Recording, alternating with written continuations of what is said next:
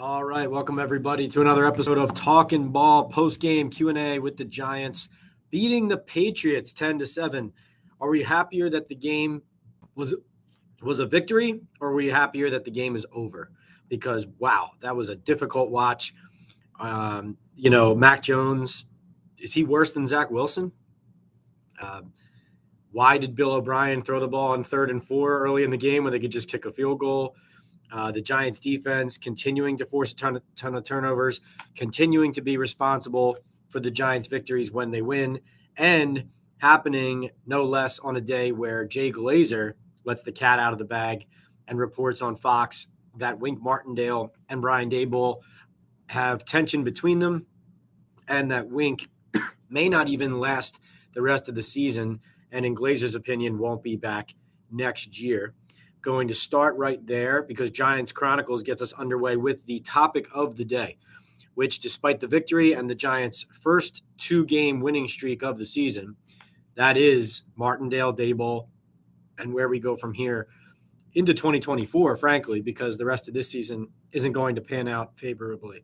So, Giants Chronicles podcast, a loyal listener and follower, says, Pat, how the hell does Jay Glazer find out about tension in the building between Wink and Daboll before any of you guys in the building do? None of you reported that, and then you're like, it's obvious. If it's so obvious, report it. But instead, we find out from Jay Glazer, a national reporter, and all you guys do is say how it was obvious this was happening. Well, you didn't report it. Well, Giants Chronicles, I'm not sure if you read my stories that I write for the New York Daily News, but I think I've been writing pretty consistently, and I think some of the other viewers on here can back me up on this. I've been writing that the Giants could be losing 2 to 3 coordinators next season on their staff, meaning that they might turn over their entire coordinator staff if Brian Daboll and Joe Schoen, assuming they are back. I've written about the curious nature of some of Daboll's comments directed about the defense. I've written about the Xavier McKinney handling between Daboll and Martindale and how it appeared that they handled those things differently. Xavier McKinney breaking down the defense the week after Martindale crushed him and Daboll did not. I think if you look at the stories that I've written and at the tweets I've been posting, I've been pretty consistent in stressing to the fan base that a lot was uglier behind the scenes than people could see.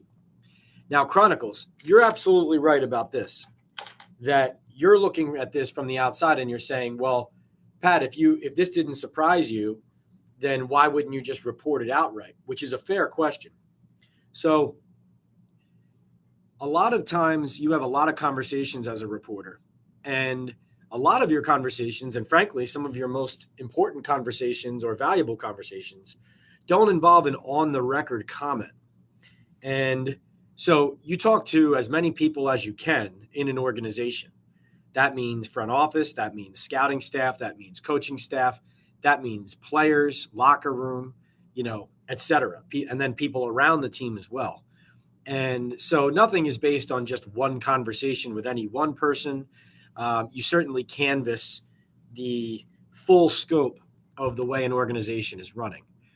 And I think Joe Schoen and Brian Daboll have worked very hard at going on the offensive this year, painting the picture of the media as being the bad guy, using their national reporters to get certain messages out about their organization or franchise or something that has happened, whether or not it's the full truth. I think that they are hyper aware of what is written about them and said about them. And you could see it in the post-game press conference. Brian Daboll spent a lot of the time staring straight at me. I think he was upset that I had posted after Glazer's report a link to my story for this game, for previewing this game, and I had said this is just scratching the surface. And then I detailed how after this report dropped this morning, Tim McDonald was talking to Wink Martindale at length on the sideline, like minutes after this went down. Then McDonald and John Mara were speaking, and then Mara was speaking directly with Brian Daboll and Joe Schoen on the sideline. This was all within 15 minutes of that report coming out. And, I think that as a reporter, sometimes you find out what's happening behind the scenes between different principals, and you can't report it at first because you need to get more information. You need to verify things.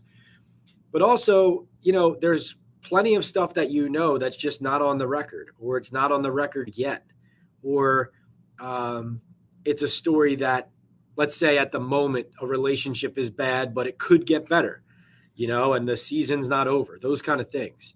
So I don't know if that answers your question, but I guess what I would say is I don't, and you guys correct me if I'm wrong, but I really do appreciate the feedback, Chronicles.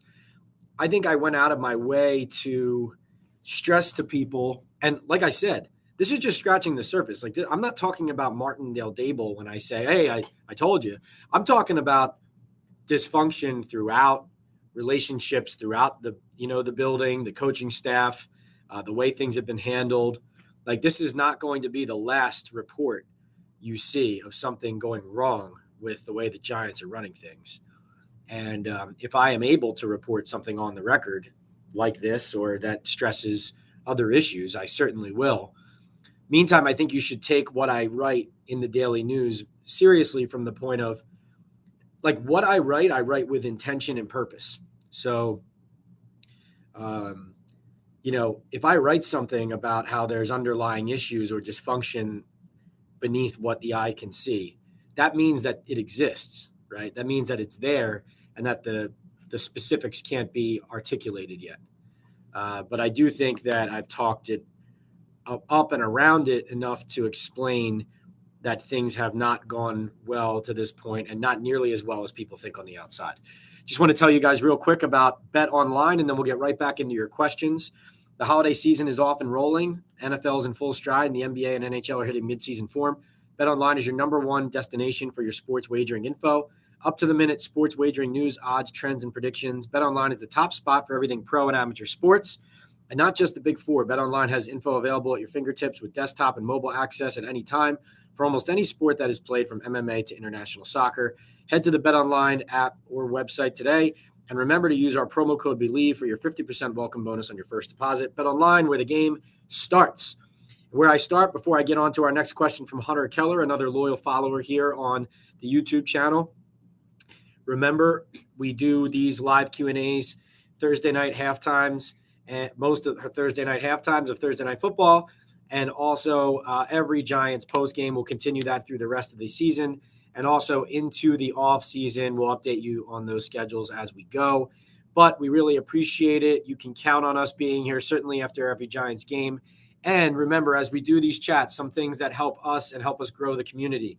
Hit the like button, hit the thumbs up, hit those the hearts, give us a thumbs up, give us a positive rating, give us comments in the sections of under our YouTube shorts, the YouTube videos. I had an interview that dropped. I hope you guys liked it, with the great Hall of Famer Barry Sanders. Hope you check that out on my podcast, which is Talkin Ball with Pat Leonard.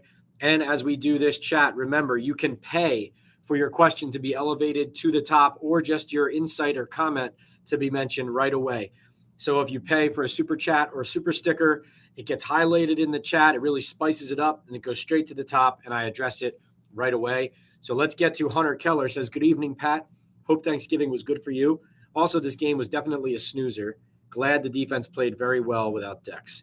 Happy Thanksgiving to you too, Hunter, and to all of you as well. Hope you enjoyed your time with family. Hope you guys ate some good food and enjoyed the victory, even though it was terribly ugly, as Chronicle says.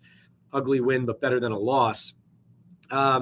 This was, I'm not kidding, maybe the most boring, unwatchable game I've ever covering the Giants. And this is my 8th season on the team.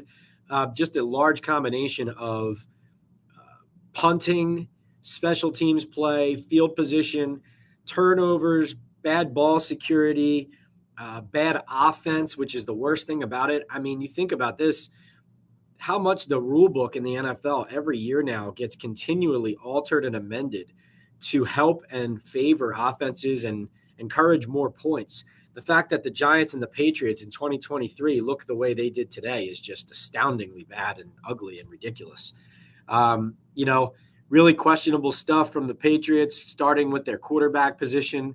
I mean, I remember Robert Kraft making some jokes during the offseason about going after Lamar and what are they going to do? And boy, oh boy, talk about a huge miscalculation. I mean, listen, this is something I always say about the NFL. So many of these guys are arrogant, act like they know football better than you and I. You draft Mac Jones in the first round, you don't know anything more about football than I do. And that's the bottom line because he stinks. Let's see. Yeah, but Hunter mentions the defense played very well without Dex. I mean, they did give up 4.7 yards per carry on the ground. I thought one of the reasons the Giants won this game is that the Patriots tried to keep throwing the ball. They were gaining a ton of yards running the ball and just kept throwing the ball. Very strange. But, listen, the effort was there. They were opportunistic. I can't say any of the interceptions they made were difficult plays. Like they were, I credit the players for making them, certainly. But I think Deontay Banks, Xavier McKinney, and Bobby Okereke all intercepted passes that were thrown into traffic, into coverage, poorly thrown balls, passes that you could see were going to get intercepted before they left the quarterback's hand.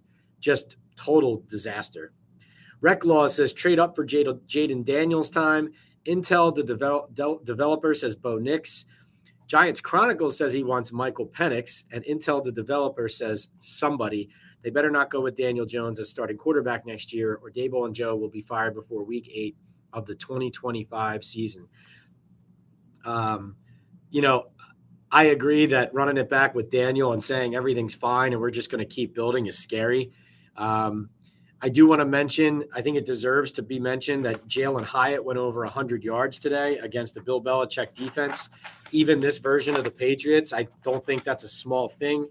I think his catch over the middle, the 12-yard gain on, I think it was 3rd and 8 to get a first down on the lone touchdown drive after Okereke's interception was a big play, his biggest play, but also the shots down the sideline. I see Matthew down there mention Hyatt as well. Thanks for mentioning that, Matthew. And I'll get to that too. But, I think Giants fans saw, Joe Shane has some pluses and some minuses, right? And I think Hyatt has, they've used him selectively in spots. They took him out at some points in this game. He can still be a situational player at times, but they certainly are using him to his strengths.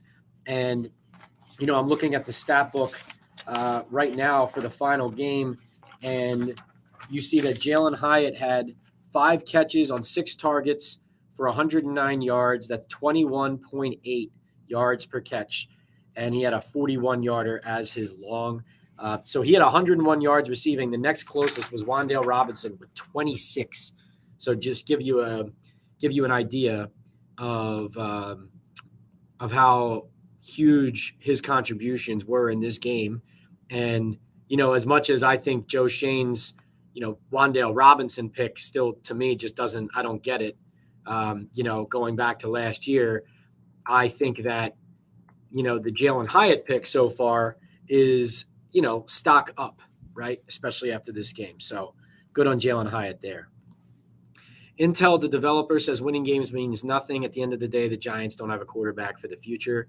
I still tend to agree with that, even though I do think Daniel's going to fight for it. But, yeah. Hunter Keller says Bobby Okereke signing looks better and better every week. Yeah, I think Bobby right now, like obviously Saquon when he's healthy and going is up there on this team. So is Dexter Lawrence. But Bobby Okereke to me has probably been the most valuable player on this team this season. All right, Bob checks in with a $2 super sticker and super chat. Do you think the Giants are out on a quarterback this draft? Bob, I don't think they are definitely out on a quarterback this draft just yet. I wouldn't say that. Obviously every game they win slides them back from that number 1 pick area, the top 2, top 3, et cetera. There's still 5 games to go. I don't think that they are completely out on it though. Somebody mentioned earlier that the Giants could use some ammo to trade up for a guy like Jaden Daniels, right? But getting that extra 2nd-round pick in the Leonard Williams trade can help Joe Shane do that possibly. They've been scouting the quarterbacks hard. Can you make an argument that there's so many needs on this roster that quarterback won't solve all of them? Yeah, you could make that argument. for sure, and that's true about their roster. But the bottom line with the Giants roster and their team and any team in the NFL is you got to find the quarterback. And once you do, everything usually tends to fall into place, right? And so, no, to say they're out on a quarterback right now would be incorrect. That would be incorrect. So if you want a quarterback, don't have no fear. We're still, that's still in play. Let's see. Luann, Big Blue fan, is here. She says, hey, Pat. Luann is always the optimist. She had the Giants winning a lot of games down the stretch. She's got 2 wins now under her belt, 2 in a row. So, Luann, maybe I'm eating some crow here. I definitely didn't think the Giants were going to win 2 games here before the bye. That's for sure in a row, even though Washington and New England stink. Intel, the developer, says Pat was right about that, referring to the dysfunction behind the scenes. Thank you, Intel. Chronicle says, it's not all you, Pat. I don't have the subscription to your articles, so I haven't read those. But none of you have reported it as breaking news like Jay Glazer did. Well, Chronicles, Daily News subscription doesn't cost much, and I'm not here to sell you on that. But,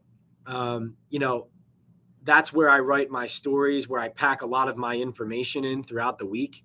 And so I really, like you as a diehard fan, you can do and follow whoever you want. I think you would get a lot out of the $1 or $2, whatever it is, per month. It's really not a lot to subscribe to the Daily News, unfortunately for us. But I think you would get a lot out of that, because if you go back and look at what I've written about, let's say the last month, I think it would come into focus for you. Like if you went back and read, let's say, all of my preview stories for Giants games over the last 4 or 5 weeks, and then listened to Glazer's report again, I think it would all kind of come full circle for you. But yeah, you're right. No breaking news like Jay Glazer did there. There's another thing, Chronicles, is sometimes if certain types of information is trickling around, maybe you're hearing different versions of it compared to another reporter. But also, maybe the person or people who told Glazer wanted it out versus somebody who talked to me about the coaching staff or whatever talks to me and says, this can't be public, but here's what's going on, right? So those can be the differences. And then, what's the reason that person wanted it out there, right? Chronicles says 2021 is definitely worse than this, though, meaning this season. It definitely, Tommy DeVito is making more throws than Jake Fromm is. That's for sure. So I would say after watching 3 weeks of Tommy DeVito, and not that Tommy is, listen, I'm not going to stand here and say the Giants have found their next starting quarterback in Tommy DeVito. Like, I'm not doing that, but if you want to say compared to 2021, Chronicles, and thank you for the super chat, they are getting some throws out of their quarterback versus back then when Dave Gettleman forces Jake Fromm on the team and, there's just nowhere to go. That said, the Giants played one of the ugliest games of all time today with that quarterback situation and with this team. So, I do think that 2021 was bad.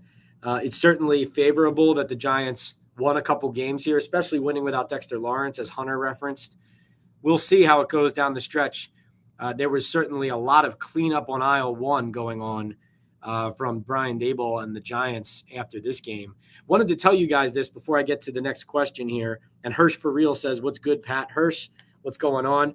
Actually, I'll pivot off of this. Luann says, Wink needs to stay. Wink can get on Daboll for poor offensive play. Luann, that's a very interesting, poignant comment.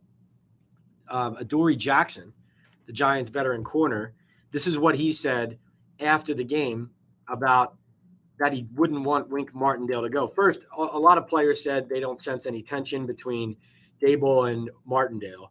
Adoree actually said Daboll will be in our meetings and he and Wink will be laughing. He goes, if there is tension, they must need to get an Oscar or something because they're good-ass actors. So, but Adoree Jackson said this. He said, I think losing a guy like Wink would be a huge blow. That's why I don't think he'll do it. Because if you're going to do something like that, I don't know, that would be crazy. Wink is a good person, a good coach. So when he was asked, why would it be crazy for Wink to leave, let's say, he says, to be honest, let's say you were a kid and you see your parents get into a fight and then they get a divorce. Then you're sitting there like, damn, what the F is going on? He said, that's how I would personally feel about it. He said, it's not going to happen. But if that situation was to happen, that's how I would be. What the hell is going on? Did we do something wrong? Did I do something wrong? Is it us? Is it this? Is it that? And it would be too much confusion. That's how I view it. Adoree added at the end, he said, Wink coaches well. He also listens to everybody and listens to the things we may want to change throughout the week or even during the game, which I think is cool. He said, I feel like you can't have somebody else coming in. It could be the same, but at the end of the day, that's like somebody saying you're going to have a new stepdad or a stepmom, but I want my mommy or daddy. I don't want no stepdad. So I thought that was a really interesting comment from Adoree Jackson saying, like, you know, I don't see any tension, but if there is something to this and Wink is considering leaving or they are considering firing him or parting ways mutually, you know, I'm not in on that. I'm not in favor of that. So that was an interesting comment from Adoree Jackson. All right, let's get back into the questions here. Hirsch for real's been banging this Jaden Daniels drum. He says he's the guy for QB, says it again. Chronicle says it's not you, Pat, that I think pisses me off the most. What you don't do is reporters who say the offense is say, oh, this was obvious. It's like when Blake Martinez got cut, you guys were like, this was obvious, but no one said anything. Oh, gotcha. Yeah. Yeah, I mean, you definitely have to have the information to back it up. And like I said, if I hadn't been writing that dysfunction was occurring behind the scenes leading up to this, I wouldn't be retweeting that and saying, this is just one thing happening, kind of showing that I know a lot about this situation and other things going on. If you didn't say it before, you can't say it now for sure. Matthew notes that it's nice to see Hyatt get more involved in the passing game. His development is important for next year's success. Well put, Matthew. Totally agree. Bob says, Pat, do you think this puts the Giants drafting QB talk to rest? No, Bob. Every time they get further away from the first pick, obviously, if there's like one guy they fell in love with and he's gone and they're picking seventh and they can't get there, then yes, then that pushes you, maybe to a different position there in that first round. But it really depends on how many quarterbacks you like. Like Joe Schoen's not just going to draft a quarterback in the first round wherever they're picking, no matter what, right? He's got to love the player. So that's dependent on loving the player. So that goes along with where you're picking. Chronicle says Hyatt has looked better in the short game as time goes on. Do you think we could get Wan'Dale more involved while keeping Hyatt going? Would like to see consistency with Hyatt. Yeah, I thought Hyatt's most impressive catch still was that one over the middle, taking the hit in Buffalo at the end. Like they couldn't finish off the game there, but that was in the fourth quarter of a close game. That was impressive to me. Let's see. Oh, and you're asking if they can keep Wan'Dale involved while also using a lot of Hyatt. I think just Wan'Dale, I need to see more from Wan'Dale of what he needs to be good at to succeed in the NFL. And that is run after catch, breaking tackles, catch and run. Maybe is some of it scheme? I don't know, but I just feel like at that size, what he needs to be good at is speed, elusiveness, run after catch, right? Good hands, had a drop today. We saw him break a tackle in Washington, but doesn't do that consistently enough. Need to see more of that from Wan'Dale. I think he needs to earn his playing time. If some ads pop up here, I'll be right back here. This just helps us continue to grow this community. You guys have been helping me do that. All right, let's get to Intel. The developer says, don't matter if it's Wink or Leslie Frazier. They better draft a quarterback or Daboll is gone. Yeah, and frankly, that's why I think it'd be interesting this year. Look at the postgame or look at the postseason, right? If this Martindale report and this tension is a real thing, and if there is more tension behind the scenes, as I've been reporting, when the end of this season comes, if Daboll's losing coaches, if they're firing coaches, if things are really going wrong behind the scenes, let's say Sean McDermott loses his job in Buffalo. Would Brian Daboll go back to Buffalo to coach Josh Allen, right? Would he rather stay here if the Giants are staying with Daniel Jones? Would he rather go to Buffalo? Is the Chargers job open? Are he and Tom Telesco still close enough where he would get that job? Where's Bill Belichick going? What's this game of musical chairs, right? So I think that's a fascinating thing to think about.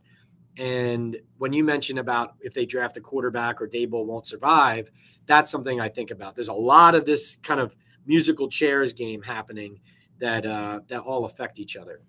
Intel says Daniel Jones is trash. I think Daniel Jones will, I think he'll be like Ryan Tannehill was his comp coming out. And I really do believe that's a pretty accurate one.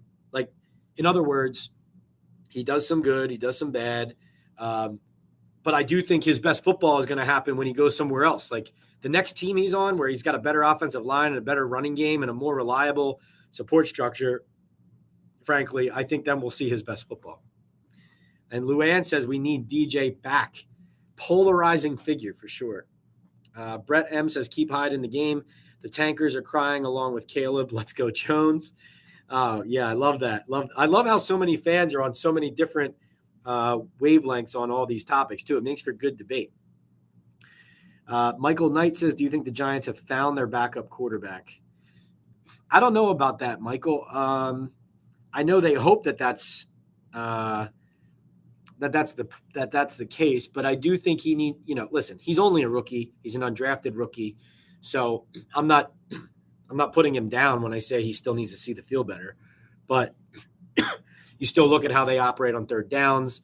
I mean, the only reason they had any points in this game was because of those 2 turnovers where they returned the ball to very, very, very short fields, right? Both, I think, were inside the 25, one inside the 30. Or no, both inside the 35 and one inside the 30, right? So I think there's still wait and see, but certainly you got to give DeVito credit. Like I said, it's been better than Fromm. I mean, it's not great, but it's better than Fromm. And the story's a great story. Luann says if we can get to 8 or 9 wins, we can get a wild card. A lot of fans say the same. Luann, come on. Luann, I love your positivity, though. Luann, you pick. If the Giants get a wild card this year, you pick what I have to do. All right? You pick it. Hunter says it's funny. Me and a lot of Giants fans were trashing the Giants for tanking. They go out and win 2 straight to shut us up. We have that Seahawks second round or our second we could use to trade up for some spots at quarterback. Yeah, no, listen, the players, like even when an organization tanks or is making huge mistakes, the players aren't like their jobs are on the line. Their livelihoods are on the line. Their pride is on the line. They're playing for keeps, man. Like the players aren't trying to lose. Can we please stop the Giants from winning, says Joel. Always great to beat Bill and the Patriots. Yeah, one interesting thing coming out of this game is what happens with the Patriots now, right? Is Belichick going to stay on and get a new quarterback with a really high pick? Or is Gerard Mayo or some new coach going to do that with the Patriots and he's going to go elsewhere? And Hunter actually just asked that. What's your opinion on the whole Bill Belichick situation? Do you think he gets canned? I do think this is his last season there. Yes, I do. And I'd say probably Gerard Mayo. I think he's the betting favorite, and I think he would probably end up being the one to take over. I'm not sure that would solve everything. Maybe they get a real general manager, head coach kind of relationship and dynamic going rather than just one guy running the whole show. Based on how they've handled this Mac Jones situation and the team recently, it does feel like this is the end for Bill Belichick. And listen, I don't know how much longer he'll keep coaching, but Andy Reid left Philadelphia, then went to Kansas City and ended up taking everything to the next level. I mean, Belichick is older than that now, but I wouldn't put it past him to just keep coaching.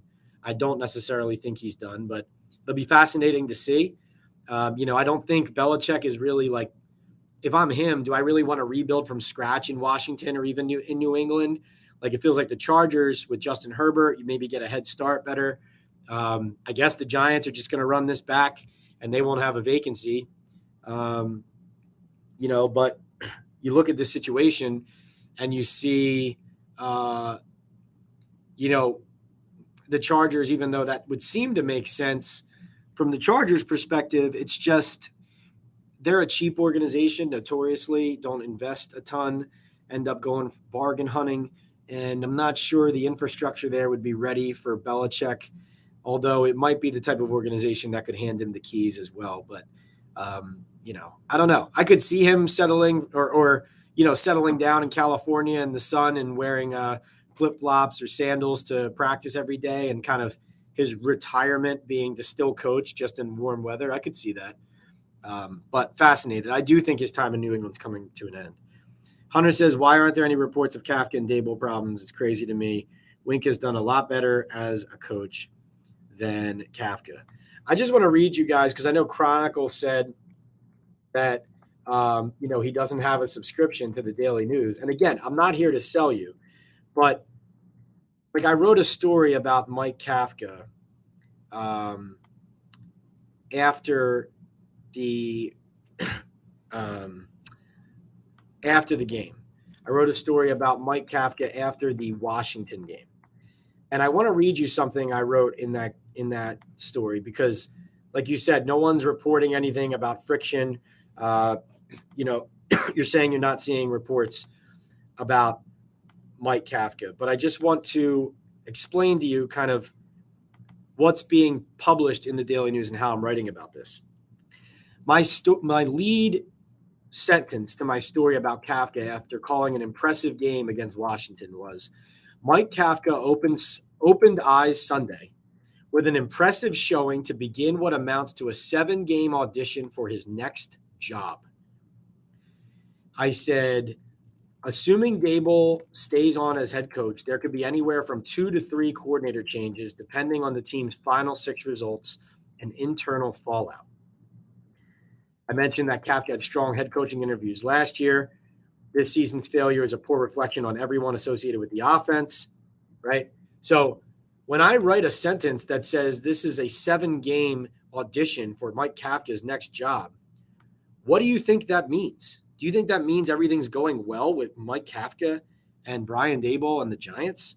Like, this is, honestly, I think you would get a lot from reading these stories week in and day out. Like, this is my way of explaining to you that not everything are roses and sunshine behind the scenes, especially, obviously, given how the season has gone. Let's see. Intel says it's not Wink's fault. It's the $160 million quarterback that you don't like. Watson Graves says, I agree 100% on what Tom Brady says about the NFL as it being the product, in my opinion, is less than what it's been. What do you say? Yeah, Watson, I do think so. I think a lot of people in the NFL believe that offensive line play is way worse, and that is a huge component of it. Also, that limited practice times going back into the off seasons that's regulated by the collective bargaining agreement and the NFL and the NFL Players Association negotiating that has contributed to guys' fundamentals being poor, development kind of being stunted around the league with certain players in key positions, especially, again, offensive line. I think a lot of younger players play quicker, get on the field quicker while they're still honing their craft. I think there's a lot of – I think that the NFL now, job security is at an all-time low, right? So GMs and coaches get fired all over the place. I think that the owners really, like nowadays, like if an owner needs to fire someone and eat a bunch of money, it doesn't matter to them because they're all so rich. So a lot of the coaches don't get enough time to build a program. They get blown out of the building.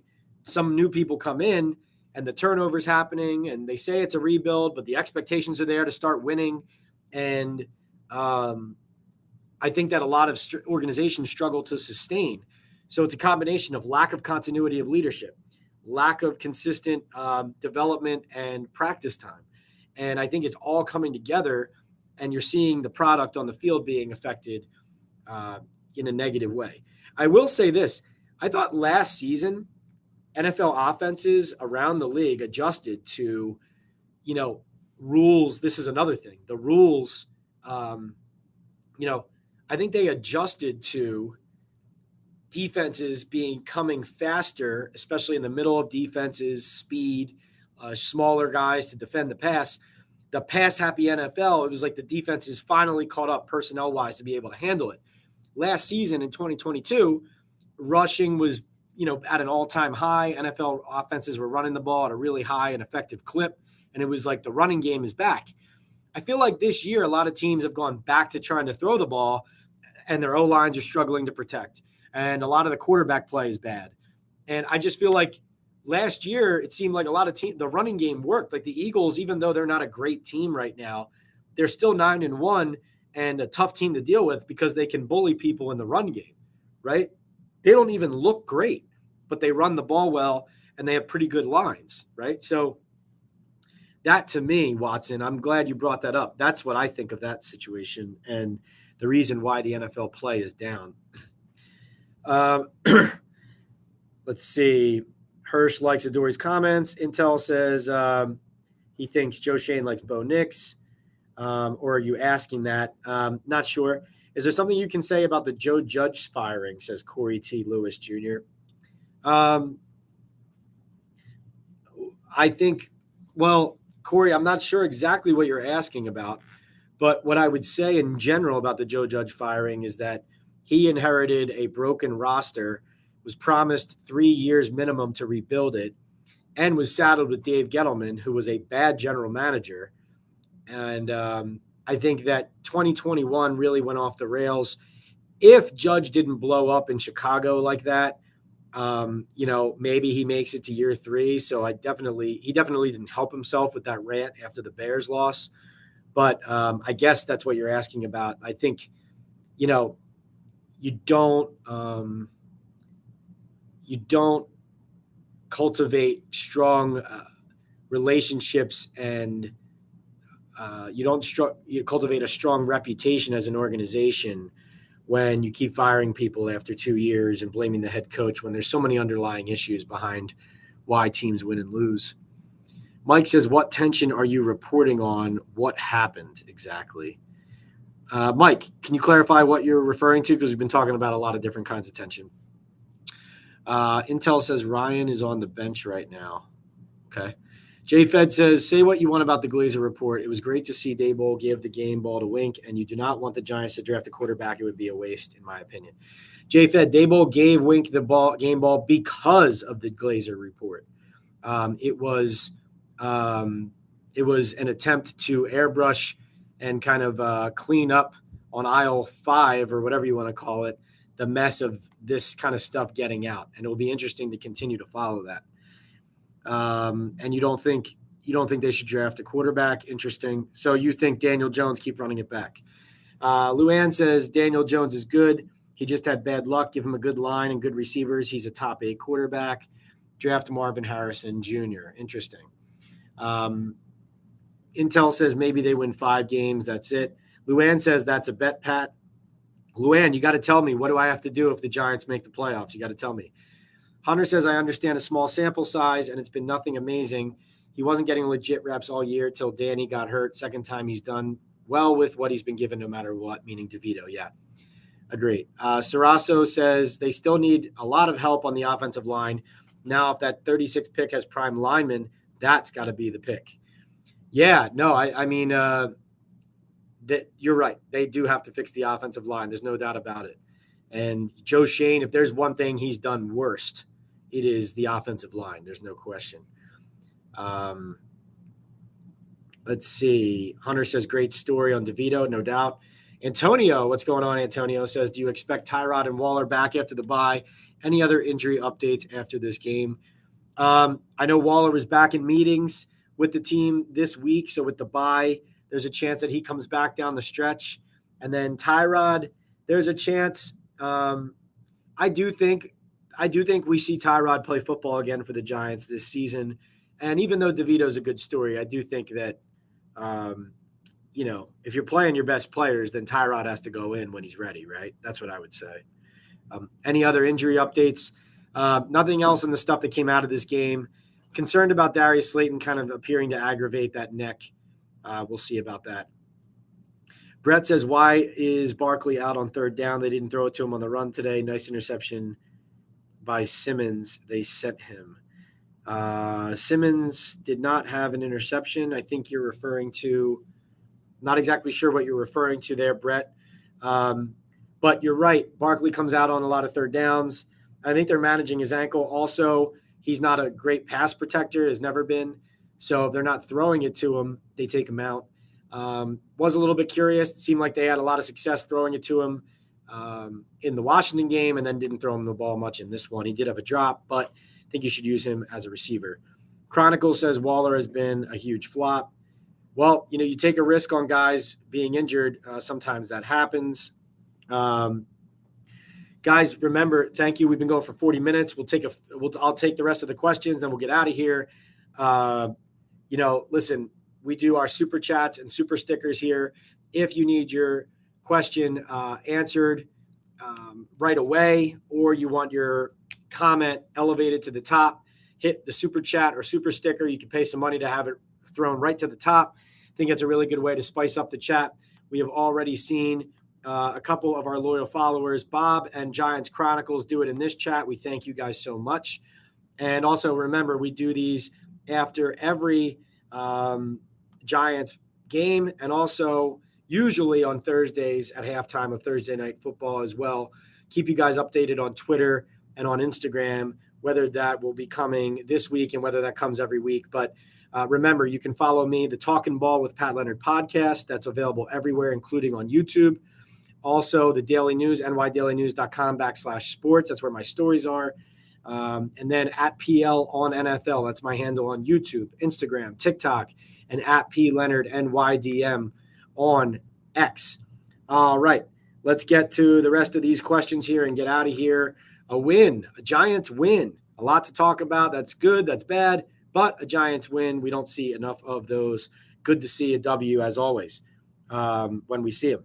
Okay, let's get to Luann says, the Eagles don't scare me. They're getting their butts kicked. Giants defense can take care of Hurts. Interesting. Chronicles agrees with me, but Luann, again, I'll eat crow if I'm wrong. Joel says, looking at the running back situation, I think Shane did a great job by tagging Barkley. He hasn't been a big factor in most of the games this year. Feel bad for him. He will be gone next year.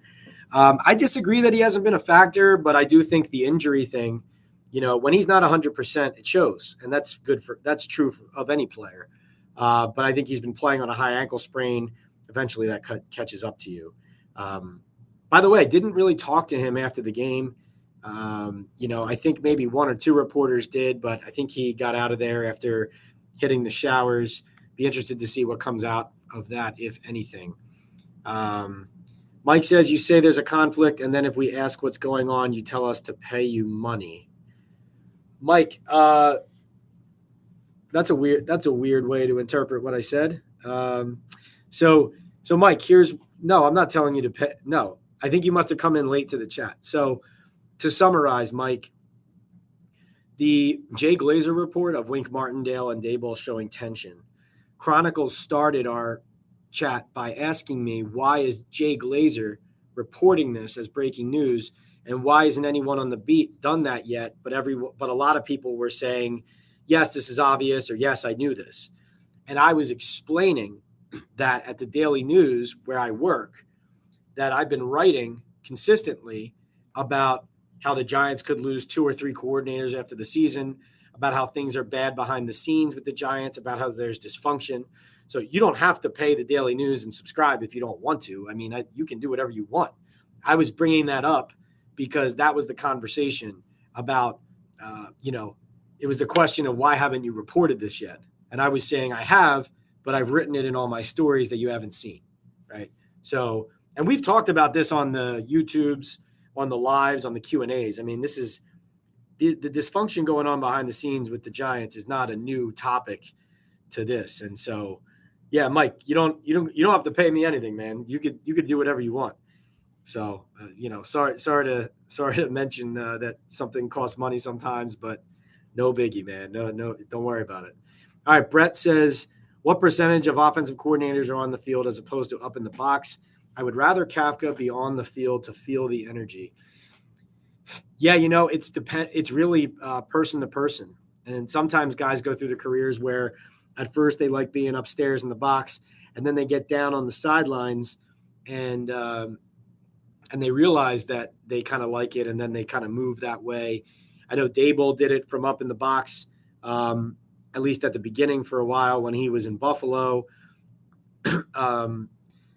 I think that when you're looking at changes that could help, it wouldn't hurt necessarily to try that if, nothing else has worked, right, to ignite their offense and spark it in a huge way. We have asked Mike about that directly, and he says that he prefers to have that bird's eye view, that he likes it, and he feels like he sees the field better that way.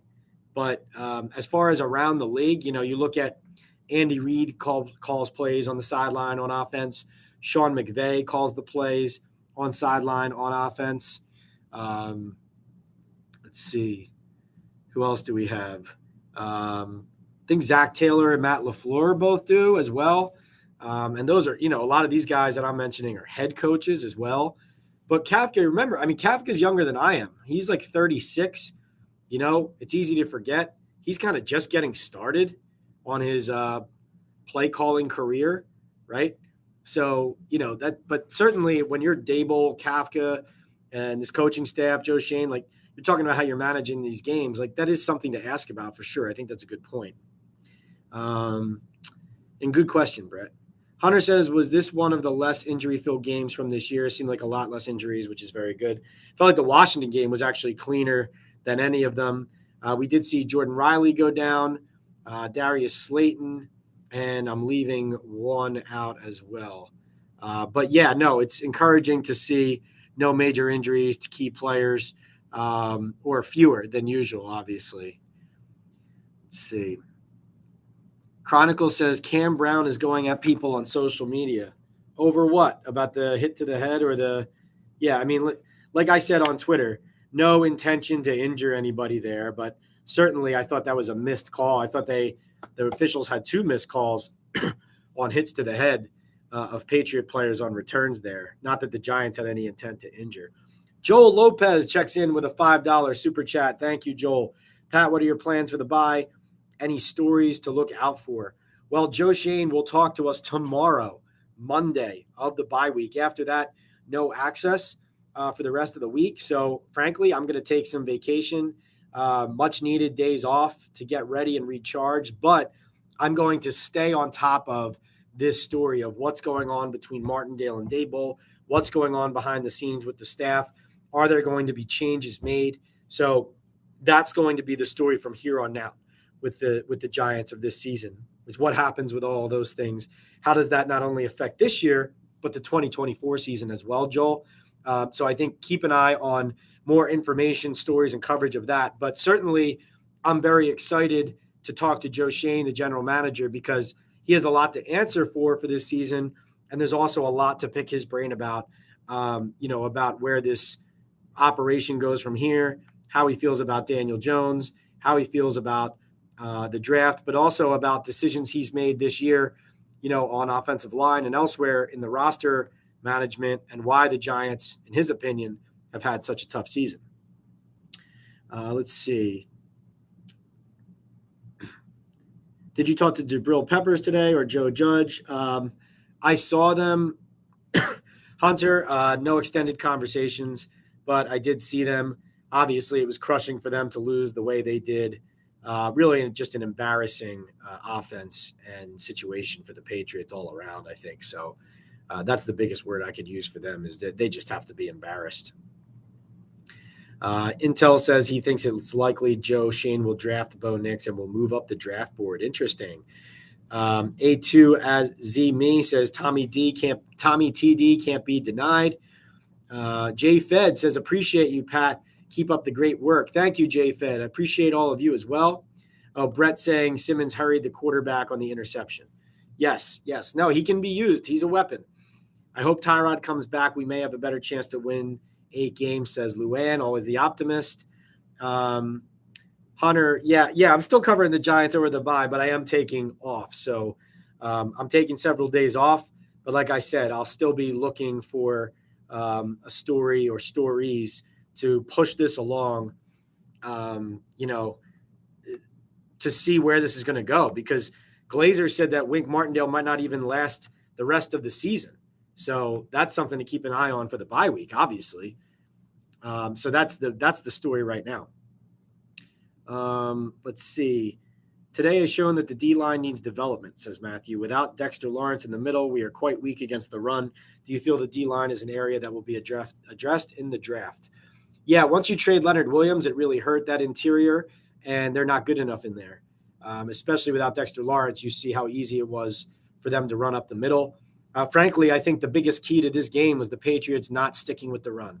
I think if they stuck with the run and didn't throw the ball, they would have won the game fairly easily. By throwing the ball, they gave the Giants the ball, short fields on 3 interceptions, a touchdown and a field goal, each off turnovers and the game. So I totally agree with you, Matthew. Offensive line, defensive line, quarterback. These are the positions. These are the key positions. And then corner. Let's see. Joel, thank you again for the super sticker. I really do appreciate that.